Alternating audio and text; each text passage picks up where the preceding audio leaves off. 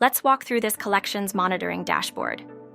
This dashboard helps users understand how loans are performing across different delinquency stages, such as loans that have just crossed the repayment due date, loans that have remained overdue for more than 30 days, and loans that have stayed overdue for 60 or 90 days.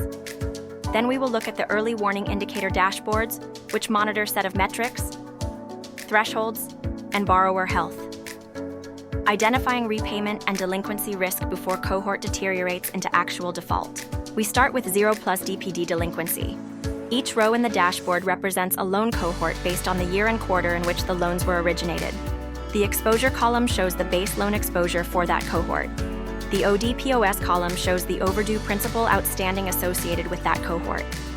The percentage columns show how much of the original exposure has moved into overdue status as the cohort ages. Consider as an example a loan cohort originating in the fiscal year 2018-2019 in quarter 1 as shown. From the quarter in which the loan originated, which is Q0, the cohort ages throughout the subsequent quarters. In the initial quarters since the cohort loan origination, the delinquency rate is on the lower side. It is colored green. As we keep progressing through the quarters, the loan cohort stress increases as indicated by the yellow and red colors. Next is 30+ DPD delinquency, which shows the historical delinquency trend past 30 days crossing 30+ days from the loan origination quarter at Q0 till the current date.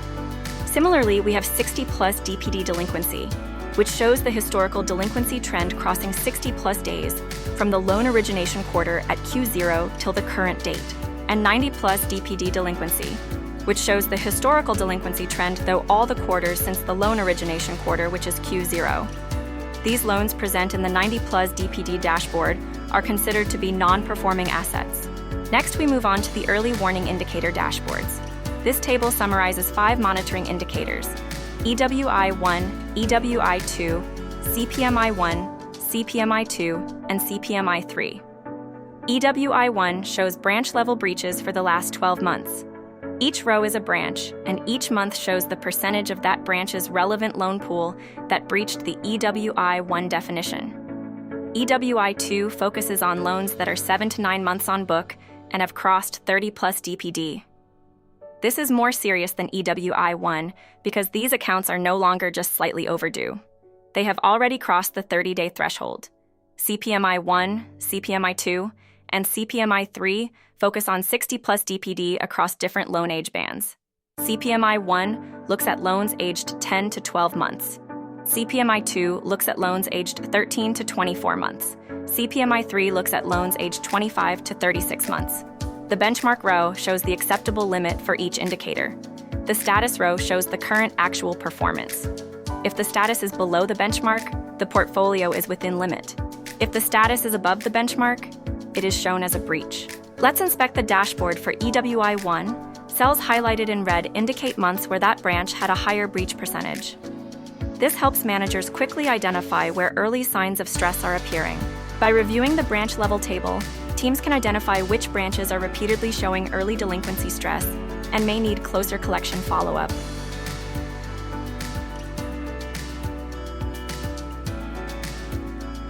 These views help the team understand whether serious delinquency is concentrated in younger loans, maturing loans, or older vintages. If a branch is repeatedly highlighted across CPMI 2 or CPMI 3, it indicates persistent delinquency stress that may require stronger intervention.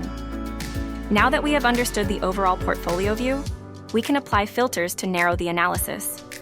Filters allow users to focus on loan cohort delinquency performance for a specific segment, such as region, branch, instead of looking at the entire portfolio together.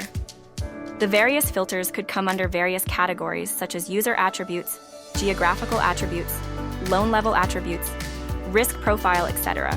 For this walkthrough, let us apply a filter to focus on a specific region or branch group.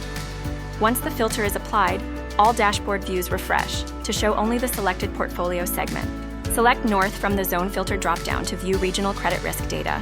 In the 0+ DPD delinquency view, the exposure, ODPOS, and percentages are recalculated for the filtered set. This allows the user to compare whether this segment is performing better or worse than the overall portfolio. If the colors become more intense after applying the filter, It means the selected segment has higher delinquency stress compared to the broader portfolio. We can now move across 30 plus, 60 plus, and 90 plus DPD views again. This helps us understand whether the filtered segment has only early-stage overdue behavior or whether loans are moving into deeper delinquency buckets. For collections teams, this is important because the action changes depending on the bucket. 0 plus DPD and 30 plus DPD may require reminders, follow-ups, and early intervention. 60 plus DPD and 90 plus DPD may require escalation, field collection focus, restructuring review, or stronger recovery action. Next, we return to the EWI indicators view. After applying the filter, the benchmarks remain the same, but the status, exposure, and overdue amounts update for the selected portfolio segment. We can also open the individual EWI and CPMI tabs after applying the filter. Now the branch-level breach table is limited to the selected segment. This makes it easier for regional managers and collection heads to identify exactly which branches require attention.